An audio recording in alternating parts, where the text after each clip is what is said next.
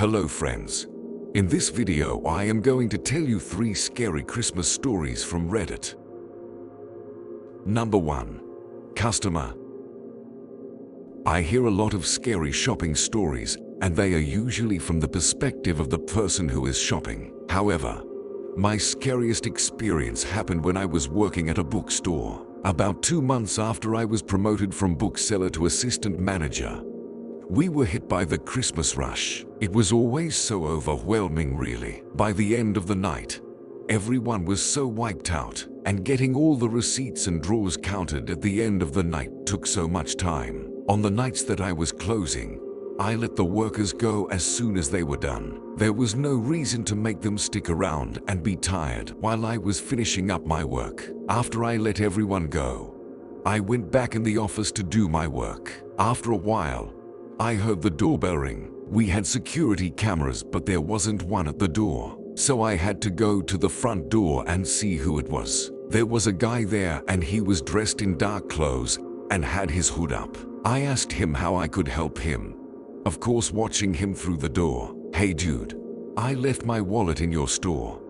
He told me, "Can you open the door and let me come in and get it?" I asked him where he thought he left it and that I would look for it for him. He didn't like that idea and told me he wasn't sure. He had been shopping through the entire store and would have to look for it. I asked him if he had bought anything, and he told me yes, which meant he had to have his wallet on him at that point. I pointed that out to him and he seemed taken back a bit. I told him we didn't get anything turned in, but I could take his information and get back to him if we find anything. The man began getting angry, telling me that he needed his wallet tonight and he couldn't wait for me to look for it. He kept insisting that I let him in so he could look for it. When I told him that there was no way I was letting him in the store this late and while I was alone, he began getting visibly angry. He told me that if I didn't let him in the place right away, he would call the police and tell them that I stole his wallet. He even got his cell phone out of his pocket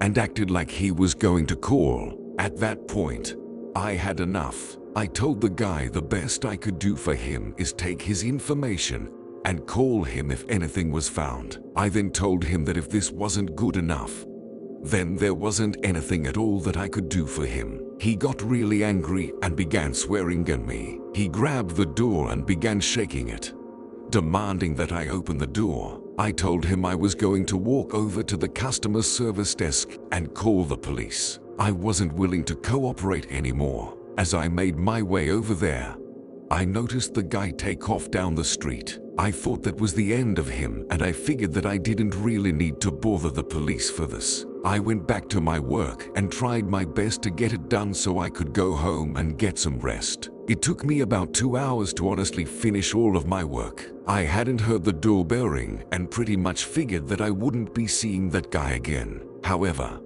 when I was going to the front of the store, I did look around to see if anyone was in the parking lot before I went outside. I went out to my car in the cold and couldn't wait to get out of the cold. However, I froze when I was maybe within a couple feet away from my car. There was someone in the back seat of my car. He was hiding down on the back seat with his hood over his head. But there was definitely someone in the back seat of my car, and I knew exactly who it had to be. Furthermore, he must have seen me or he wouldn't have ducked down. I did the only thing I could think of to do. I turned and ran at full speed back to the store. I didn't look back around until I had made it to the door. And yeah, he was coming at me. I unlocked the door and shut it behind me. He made it to the door right before I could lock it, so I had to do my best to hold it closed while trying to turn the lock. As I did, the man screamed all sorts of obscenities at me, telling me he was going to kill me. As the door opened outward, I quickly pushed it toward him, knocking him on the ground. Before he could realize what had happened and recover, I was able to get the door closed and locked. I immediately called the police. The guy left after the door was locked, but the police picked him up pretty quickly. Number 2. Shopping at home. I really wanted a PlayStation 4 when it was originally released. I tried everything to get one as quickly as possible. The local Best Buy was having a Black Friday sale, and I stood in line, waiting to get one. I was nowhere near being lucky enough to actually get one in this method. I then tried getting one online. As much as I wanted one, the people on eBay and Amazon who were reselling them were asking way too much money, and I couldn't afford them. After several days of trying my best to find a way to get one, I had to come to the conclusion that it wasn't going to happen. It was then that I thought I came across a bit of luck. Going through Craigslist, I found that someone was selling their PlayStation 4 and at no more than the original buying price of the system. I, of course, was skeptical. I couldn't understand why they would do that. Also, I figured as in demand as the system happened to be that someone would have claimed it right away. I immediately emailed the seller and let them know that I was very interested and hoped that they still had it. I was surprised to get an immediate response that they did still have the PS4 and would be willing to sell it to me. They asked for my address so they could bring it over. I was sort of hesitant and asked if it would be better to meet in public. I wasn't too keen on the idea of someone coming over to my house. He let me know that he was going to be very busy all day and that he couldn't keep an appointment in public. It would be much better if he came over to my house. I was still not really ecstatic about the idea, but I really wanted that PS4. I agreed and gave the guy my address. I figured it was safer than me going over to his place. This whole exchange took place about 9 a.m. I was so happy and really eager to get my PS4. My eagerness only grew as I began waiting for the guy to show up. Hell, I not only began waiting for him, I waited for him for a long time. Hours passed by and I began to think that he wasn't going to come. Around 2 p.m. I had gotten really impatient. I tried emailing the guy back, asking him where he was. Previously, I had gotten very quick responses from him, but I didn't get any this time. Around 6 p.m., I had lost all hope. I figured that most likely he got a better offer from someone else and didn't want to tell me. I was disappointed, more than I can possibly even tell you. I couldn't even tell you how deflated I was. It's one thing to not have gotten the item from the store.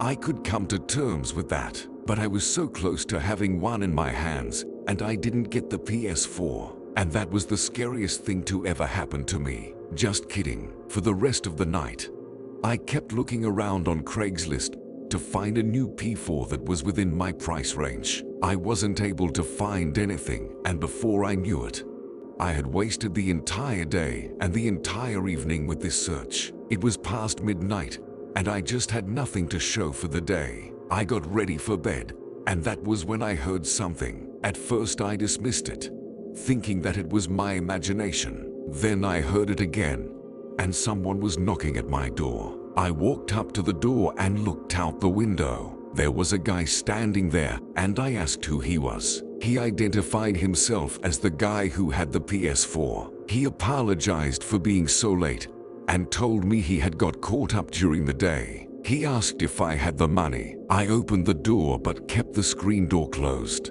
I told him I had the money, but I didn't see that he had anything with him. I asked if he brought the PS4 with him. He told me it was out in his van. He told me to get the money and come out to the van with him, and he would get it for me. I let him know I wasn't really comfortable walking out to his van, and he told me it was all right. I looked over his shoulder and saw that someone was in the van waiting, and he had been keeping his hand in his hooded sweatshirt all the time while talking to me. There was something more than just his hand in there. I told him I'd go get my wallet and then come back. He protested as I closed the door in his face, and then I locked it. I was too uncomfortable with this, and I went over to my phone to call the cops. As I did, I heard a loud hit on my front door. Then after a few moments, I watched the van drive away real fast. When I went to check and see if he damaged my door, I nearly fainted as I saw a knife embedded into the door itself. I was right that he had something in his sweatshirt,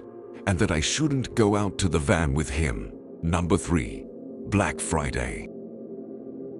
Normally I don't go out Christmas shopping on Black Friday. I know there are deals to be gotten, but the actual amount of people who get them is pretty low. It sometimes seems that more negativity comes out of it than anything. I did go out on Black Friday once, and honestly the experience kept me from ever even considering doing it again. This was a few years back. The big Christmas gift that year was a game called Uno Attack.